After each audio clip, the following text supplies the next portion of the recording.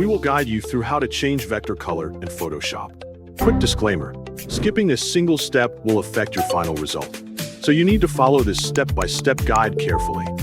If this guide helpful, don't forget to like and subscribe. First, don't forget to comment if you still need our help or want to ask something, and we will reach you as soon as possible. Second, open Adobe Photoshop and open the Photoshop document containing the vector shape you want to recolor. Once the document is open the Layers panel so you can find and manage the different elements in your design. Look through the layers and find the vector or shape layer that you want to change. Then select that shape layer to make sure your edits affect the correct object. If you need to select a specific shape within the layer, choose the Path Selection tool from the toolbar and then click the vector shape directly on the canvas.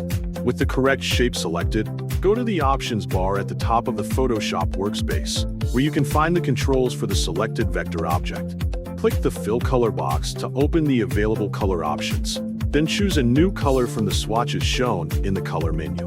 If the available swatches do not contain the exact color you want, click the Color Picker option to open the full color selection window and choose a custom shade. You can select the color visually or enter a specific color value if you already have an exact color in mind and want to match a particular design or brand color.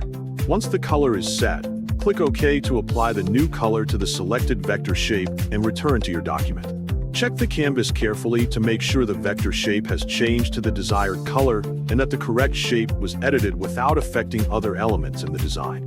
If the result looks right, keep the new color and make any final checks to ensure the shape still looks clean and consistent with the rest of the artwork. Finally, save or export the edited design in the format and location you need, keeping the updated vector artwork ready for your next use.